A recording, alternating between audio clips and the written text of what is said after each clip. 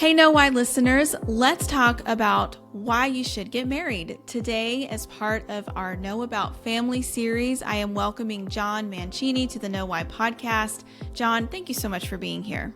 Thank you for having me. It's an honor and privilege. So, John, I'll introduce you a little bit to everyone. You're a social and political philosopher whose work centers on one of today's most pressing issues, strengthening the family in a divided society. You're a research fellow at the Institute for Advanced Studies and Culture, and you have dual bachelor's degrees in philosophy and political science from the University of Rhode Island, and a lot more, the qualifications and accomplishments and things you've done. And so we'll link to your full bio on our website. But I really want to talk about this article that you've recently published at the Institute for Family Studies, which has so much great research on family. So we're pulling from that a lot in this series. But your article is titled, "How to Make Marriage Great Again." And you're really making the case for the deeper why of marriage, which is awesome. Because at the Know Why podcast, we want to ask why. If marriage is good, if there are benefits, then why? Why is it more than just a piece of paper? And so we're going to dig into all of that. And I know you have so much insight to offer. But first, let's start out with just a little bit more about you, John. Tell us why the issue of marriage is something that you're so interested in. Sure. And, it's a good question because, gosh, I'm not married. In that respect, I have like no experience here, right? So it might seem a little bit strange for someone who's unmarried to be talking about this topic, but I like to think that because I'm at least hopefully a rational human being, I can offer at least some thoughts that are of at least a little merit. So why is marriage like this topic that I've focused on so much? Why do I find it so interesting? I mean, plainly, I think it's just because ever since I was little anyway, and I'm not old. I'm not even 25 yet. By golly, I was always the whole idea of just growing up and then getting married was just this. That's just what you did. Like, it was just kind of known that marriage was a good thing. Mm-hmm. And then recently, within the last, let's say, few years or so, all of a sudden you have this giant push against marriage. And it's like, no, it's a bad deal, especially for men or something like that. And I'm hearing all this, what I think is garbage. And I'm like, oh no, like this is just terrible. I like to think that a good marriage is the foundation for a solid family life. And then with a solid family life, forgive my Aristotelian tendencies, with a good family life, you're going to have a good and flourishing society. But more than that, I think just having strong family ties just seems like a good thing. But this is why, especially women, they'll be told like, hey, make sure to ask your man, like, are you close with your family? That tends to be a green flag, though. I think even that is contested nowadays, unfortunately. So really, the whole reason this discourse is important to me is just because I think the anti-marriage movement is just fundamentally wrong. I don't understand not exactly where it's coming from. I think I kind of get what they're saying, but again, I just think they're wrong. So yeah, that's what I would say. That's why this issue is so important to me. Well, thank you for explaining that. And it's good to recognize that, because that marriage is good, and you don't have to be married to realize that it's good. It's good for society. It's good for individuals.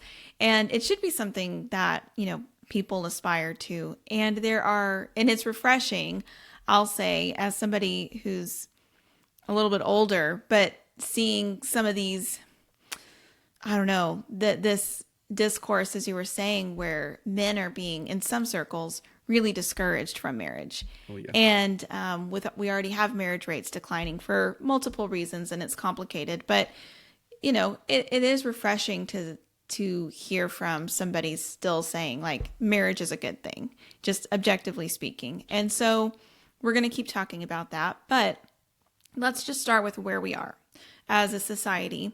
What is the typical reason for marriage that I think maybe just the average person would understand?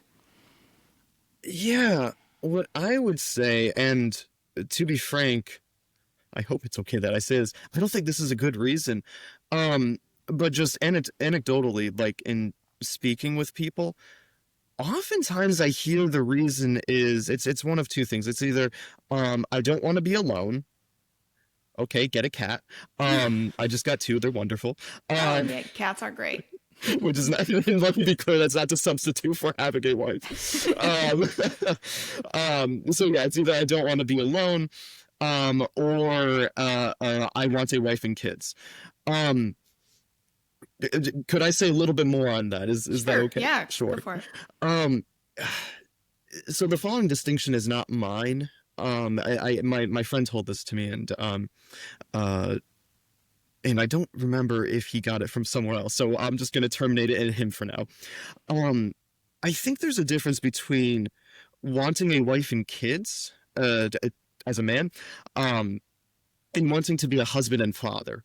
Mm. Uh, Wanting a wife and kids seems like, merely for pleasure, I guess. Oh gosh, that sounds bad, but I'm gonna just keep going. Um, I guess it's actually kind of what I mean, unfortunately. Like Um, selfish, self-centered reasons. yeah, exactly. It's Mm-hmm. I want this for myself, whereas I want to be a husband and father. Being a husband and wife, or so it seems to me, and you can let me know if you think this is right. Um, it seems to me a position of service. It's I want that responsibility. I want to raise the next generation of the human race because I think I could do a good job or something like that. I think it's what I'm supposed to do, perhaps. That's a lot different than having this kind of selfish, I just really want a baby to kind of glorify myself or something like that. Um, so those are the two reasons that I typically hear from people who are my age and maybe just a little bit older is, yeah, I don't want to be alone, or I want a wife and kids. Those are typically the two reasons I hear. Mm. I really love that you highlighted kind of the shortcomings of that and the subtle distinction between, and we'll just say spouse for men and women. Like, I want to be a spouse, or I Mhm. want a spouse, I Yeah. want kids, versus I Yes. want to be that. Yes. Um, because there is a difference in kind of your worldview or your outlook in that. And something we've been talking about on the Know Why podcast a lot up till now is how, when you look at what makes people happy and what leads to human flourishing, it's not when people are super introspective and self-focused. It's when you are focused on your role in a community, your role in the family, how you can Mhm. serve others. Sure. And, marriage and then parenthood, which follows, are like kind of the foundational places to do that. So that just ties in really beautifully with a lot of the things that we've been discussing. And I think it's good to say that too, that those aren't good reasons, because if those are the reasons we're trying to present to people, well, like, don't you want to like not be lonely? Then they could say, well, I have friends, I have a pet. Like, Yeah. I don't need to be married necessarily for that. So Exactly. Yeah. yeah, that's just, okay, well then there's got to be a reason, right? Like, there's a Sure. reason that people have been doing this for millennia. So we're going to try Yes. to figure that out. But I want to maybe not play devil's advocate, but just like Mhm. the average person's advocate, because we probably Sure. all know people or have friends who have been in this situation where they are cohabiting, they're living with their significant other, and oftentimes it's committed. Like, there are kids, it's like, yeah, we're gonna get married, maybe, or maybe not. Like, our commitment and our love and the life that we have built is already strong enough. Marriage is just like a piece of paper. Like, why do we need an institution, government or church or otherwise, to tell us what we already know about ourselves? So how do you respond to that? I absolutely love this, and it's something I was thinking about. In philosophical discourse, and I won't delve like too deep into this, but this I think is fairly accessible. Um, it's often said that either marriage progressed from or transformed from being a purely religious institution to then a legal, and then now more of a social, but also kind of legal still. So I'm going to divide these. I'm going to say, let's consider three different, here's another way to put it, contexts that kind of lay claim to marriage: legal, social, and religious. So all those different contexts lay claim to marriage. Merely cohabiting, seems to be that third one, which is the social one. And so what's the social one? That's acting, let's say, as if you're married, acting like that is circular, but it's acting like the traditional married couple does, or as we think married couples either do or should. So here's the thought, to kind of reframe the question. If you're socially married, why should you get legally married? Beyond just getting a sweet tax break, or, having a nice marriage license up on your wall somewhere. Why should you do it? I mean, interestingly, if you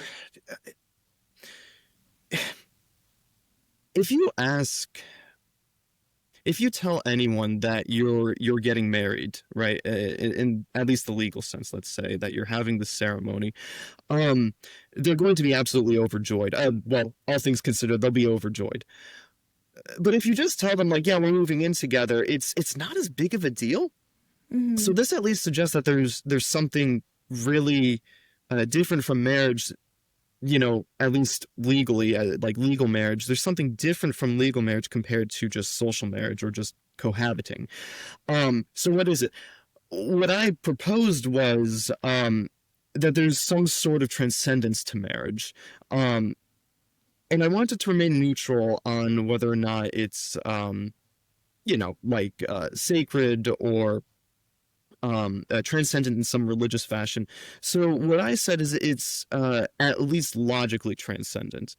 And so here's what I meant by that. I meant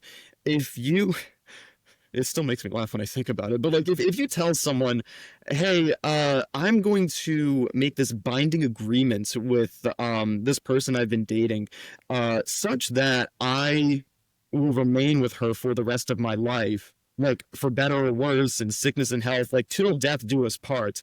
Naturally there's going to be some skepticism, I think, of like, are you sure? Have you really thought this through?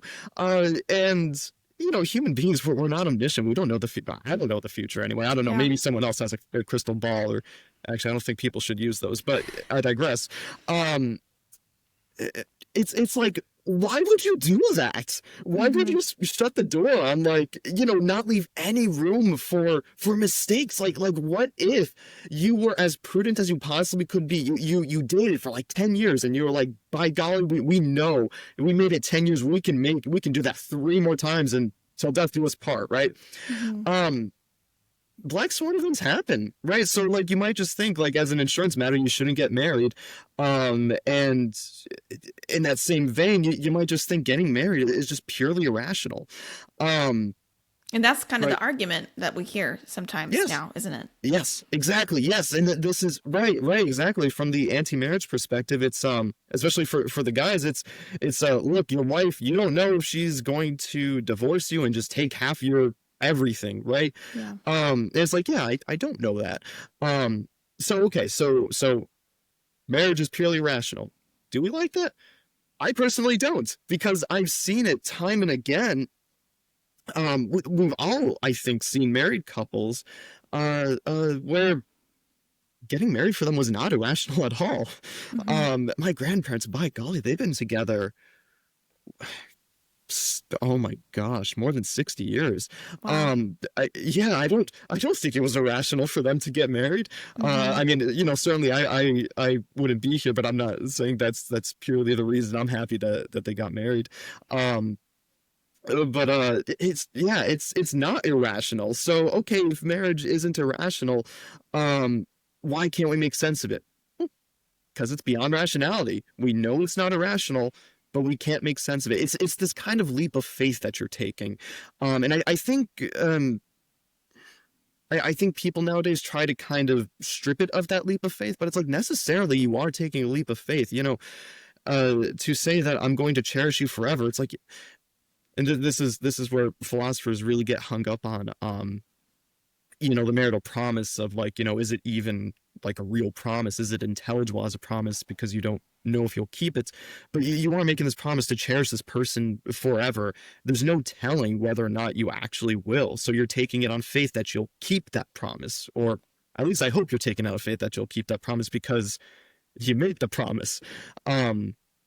So I'll stop there. Does that answer the question?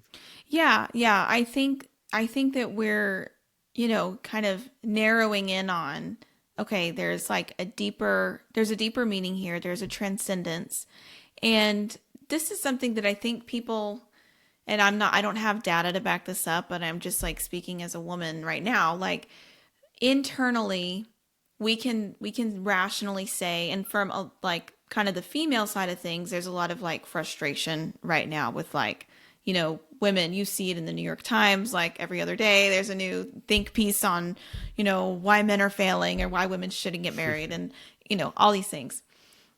But yet women, generalizing here, are still drawn to like stories of romance, or that, where you do have that just that love that is dependable and that is safe and that is protective and life-giving.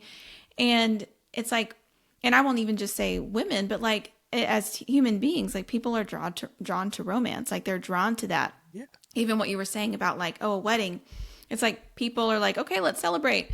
Versus just saying like, oh yeah, we moved in together.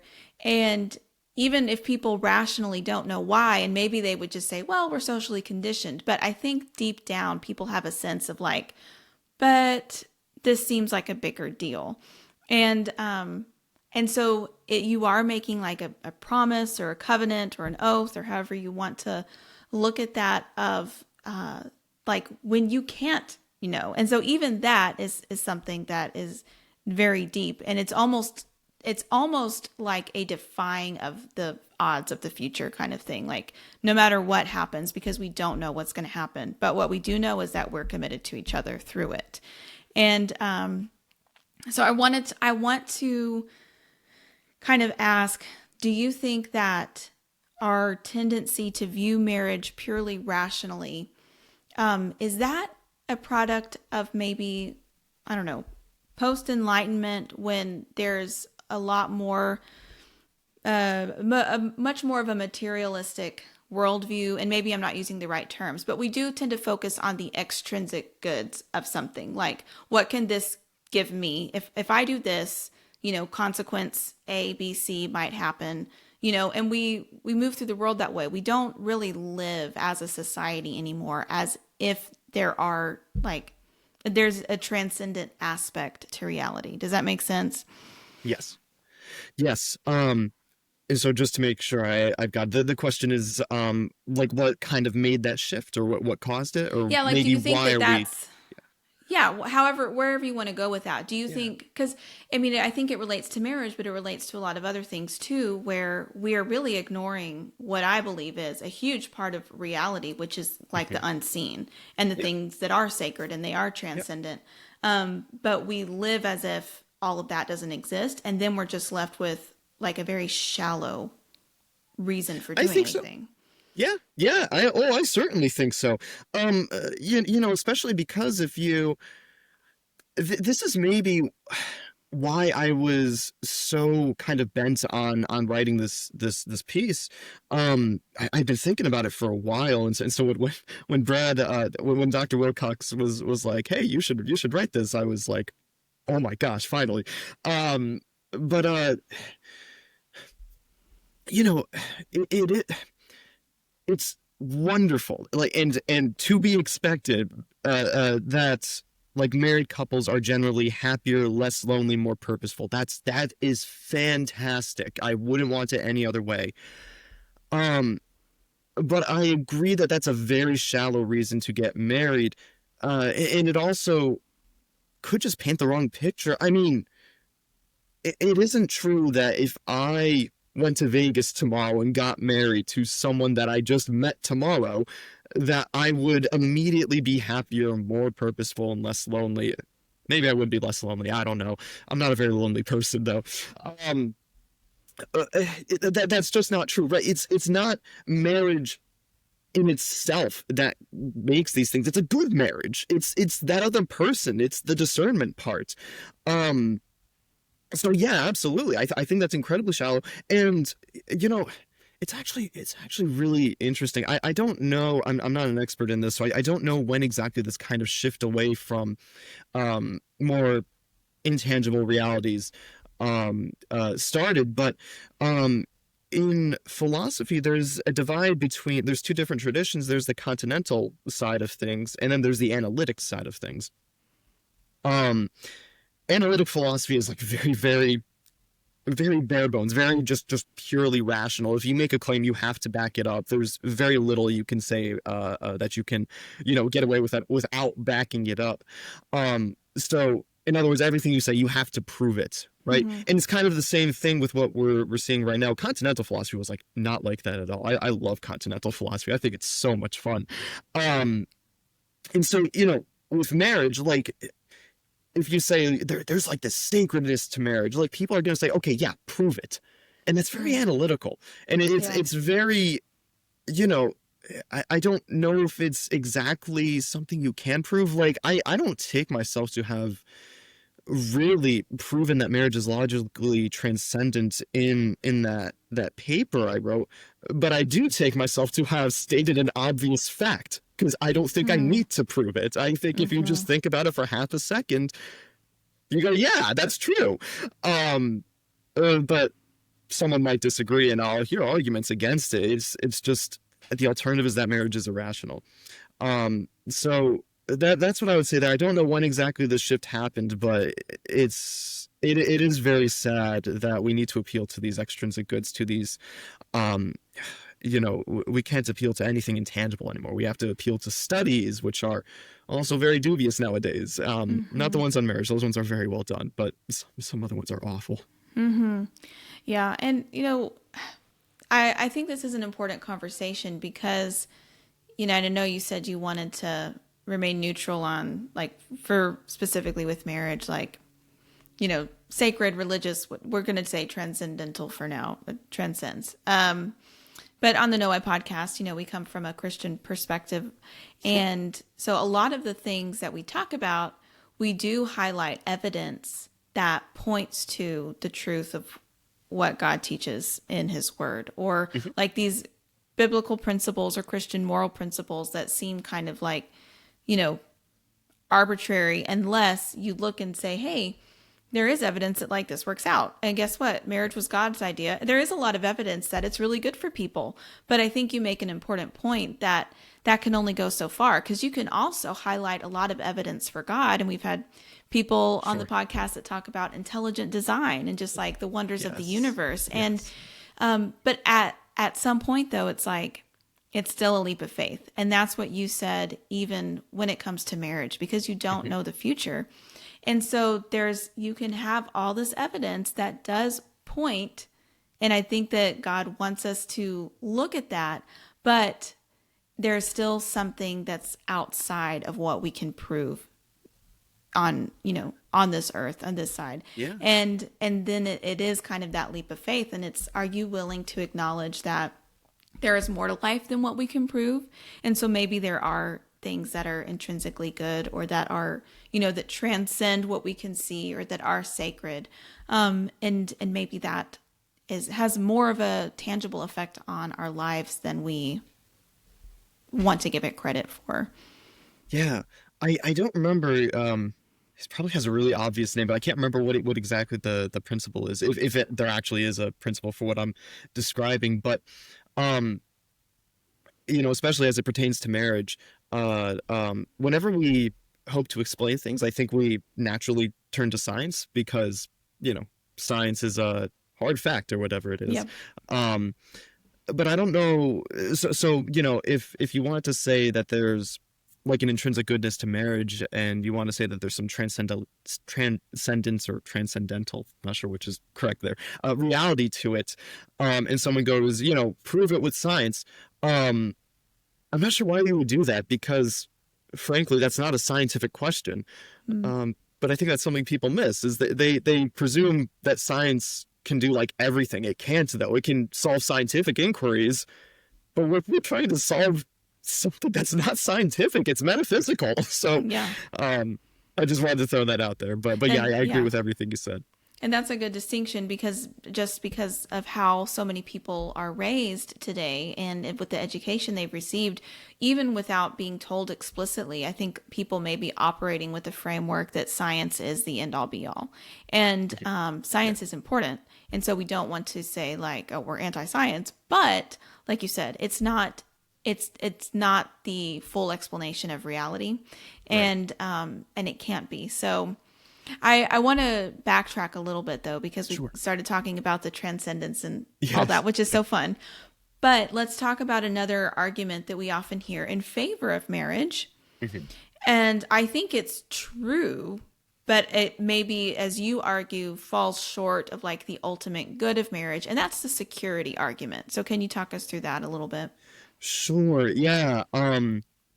The security I couldn't find like I just wanted to throw this out there. I couldn't find like a succinct terminology to describe this argument, so I called it the security argument. If it's called something, something else elsewhere, I apologize for missing that to whomever coined the term first, or coined the phenomenon first.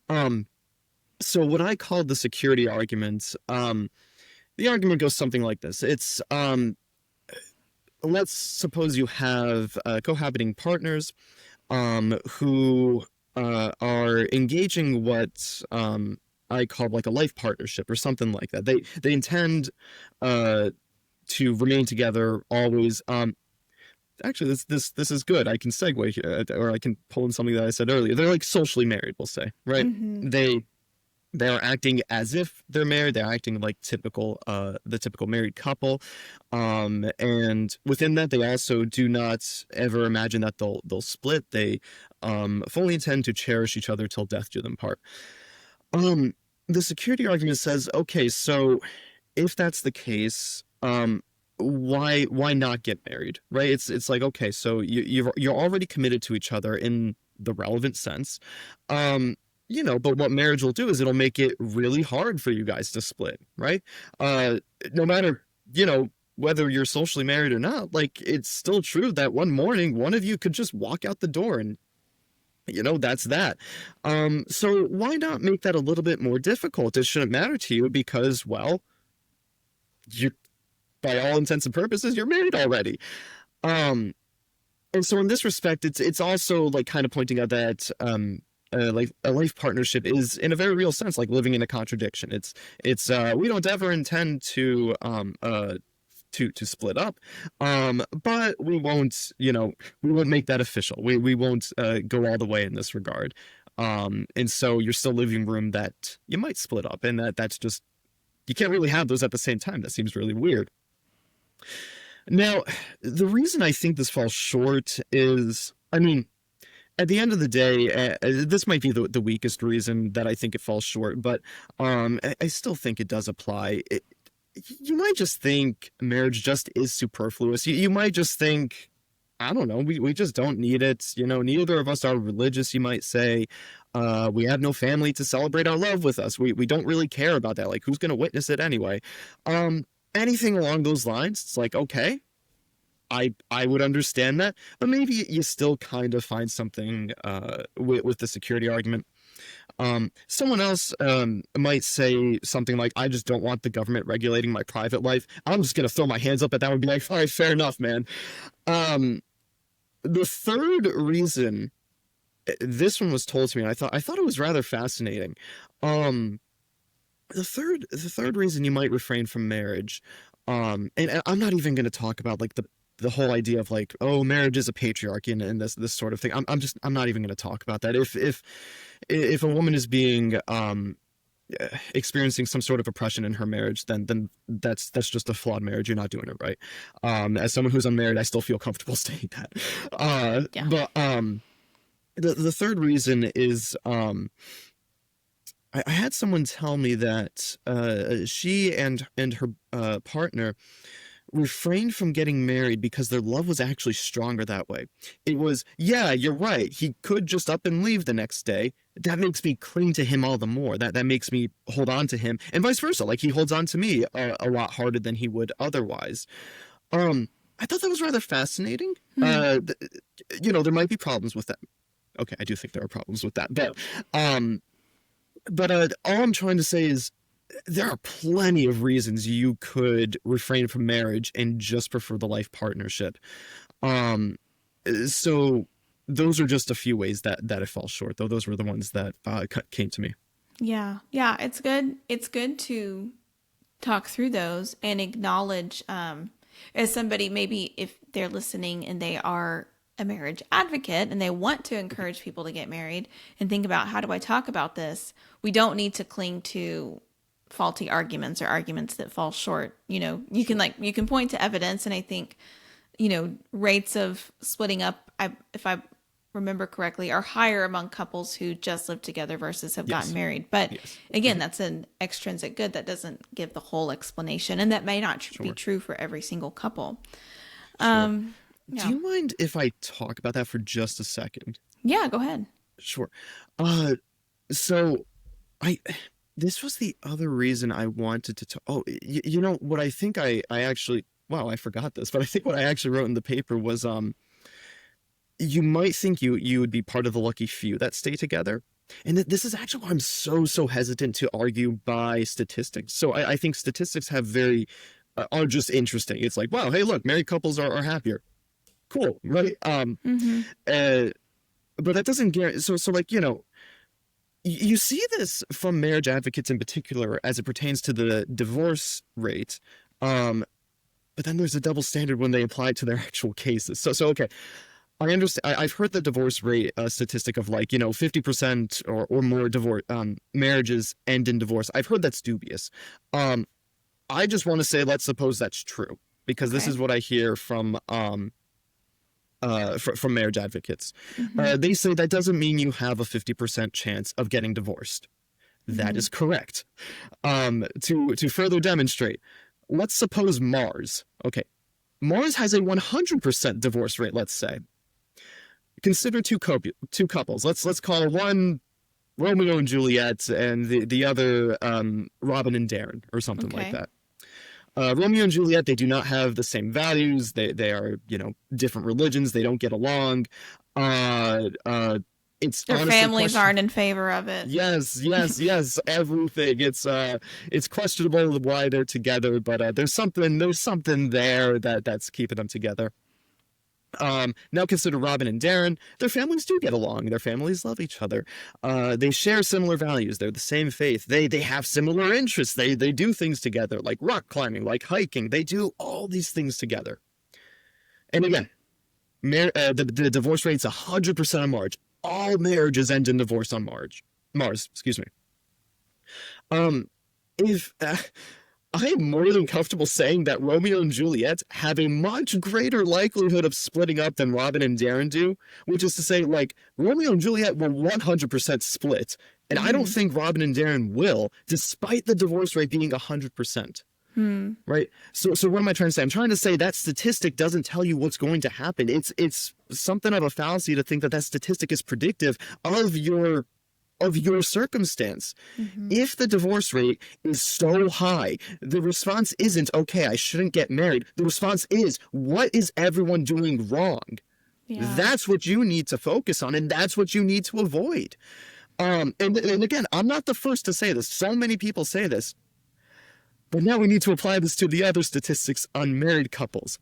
Just because you get married doesn't mean you'll be happier. I hate to say that, but it's just true. Right.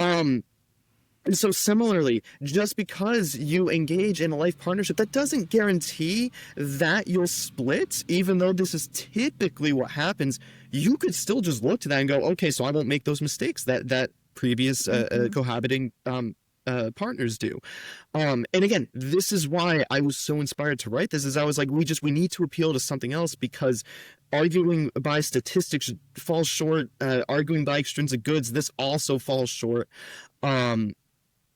So yeah, I'll stop there. I need to calm down, by golly, but No, I'll stop there. Yeah, that's great. And that is such an important reminder too. And it kind of brings me full circle to something I wanted to ask kind of towards the end here Oh, is that good. you described marital love in your article as the strongest love possible, which sounds very romantic, but I think it has to be deeper than that, and I'll let you expound on that. But it's so important what you said, that like there is no guarantee, and I think it also relates to something you said at the beginning of our conversation, which is it's different to say I want to be a husband, I want to a wife and kids versus I want to be a husband and a father.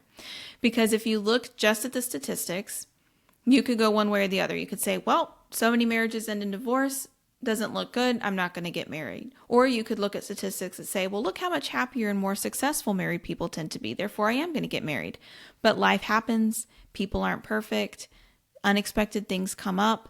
And then if you are, say you got married because of a statistic, but you don't feel happy right now, or things are hard, or an unforeseen obstacle comes up, then that can, I would imagine, lead to, a lot of problems, just say problems, because they're like, well, the statistic didn't pan out for me. And that's why, and if this makes sense at all, to kind of bring it home and then hand it back to you, like, that's why it has to be something more. Like, it can't just be, this is a good that I want for me, for my life.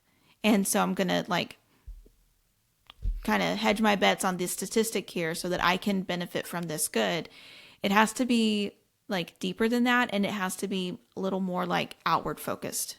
Absolutely. Would you agree with that? Yes, yes. These statistics should be like good to know kind of things, I think, anyway. I think. And actually, let me be clear, because I want to heavily qualify like basically everything I've been saying. The reason these statistics are brought up is because the anti-marriage movement specifically says things like, you won't be as happy, you won't be less lonely, you won't be more purposeful. And Dr. Wilcox, everyone should read his book, Get Married, by the Yes, way. I It agree. is, oh, it's It's great. fantastic. Um, he just shows like that's plainly wrong. Yeah. Because married couples are all of those things that the anti marriage movement says that they are not. Um, my point is just, we do need to push a little bit further. So it's good in specific contexts, but really, like, if you really want to motivate it beyond those contexts, we have to do a little bit more. Um, but yes, to respond to the marital love point, yes. I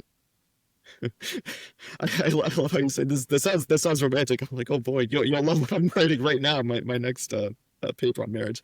Um, but yeah. I guess I'll just kind of explain my thinking there. Because I think, so far as I can tell, I think it's true. Um, Now, I think the Christian position, or Jesus's words of greater love than this no man hath than to lay down his life for one's life for one's friends. I think that's right. Um, but here's where things get a little bit confusing: is that I will readily sacrifice myself for a number of my friends, right? A number of my friends, number of my family members. Um, and so too would a husband and wife. Like, oh gosh, I would hope so.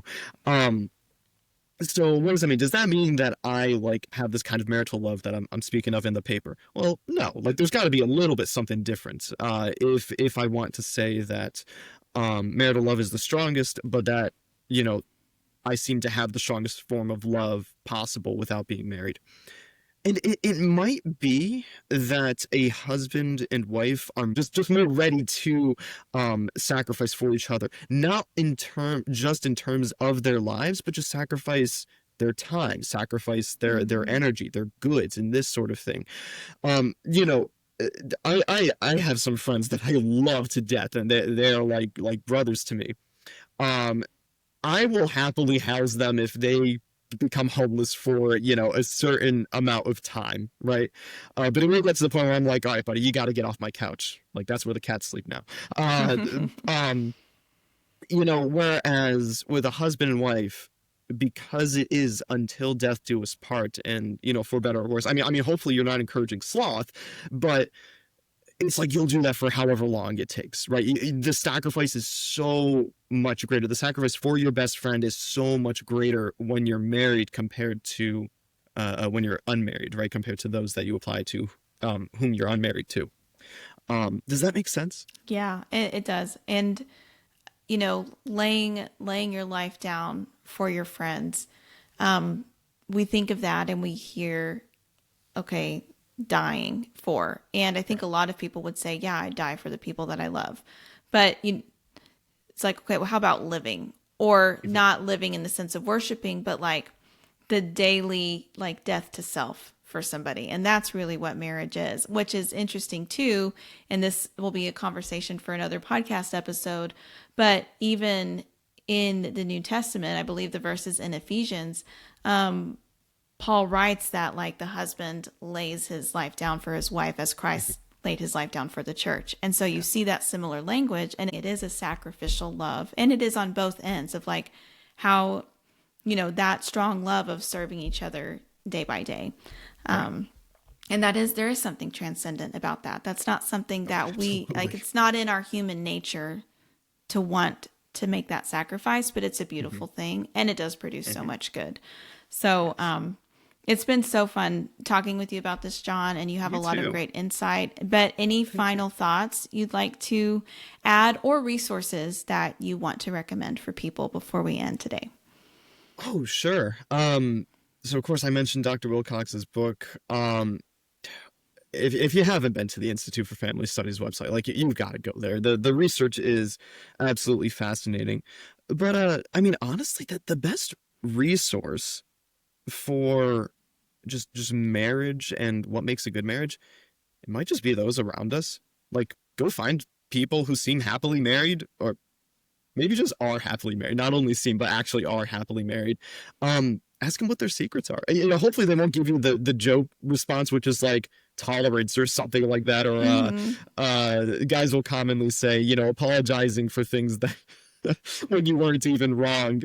Hopefully they're a little bit more honest with you. But no, I think just observing good marriage is probably the best resource. But yeah, that's what I think. Yeah, very wise. Well, again, it's been great talking with you, John. We'll link to your article and the book and anything else that we've mentioned in the show notes and on the website at nowaypodcast.com. But thanks so much for being with us today. Thank you. This was so much fun. Thank you.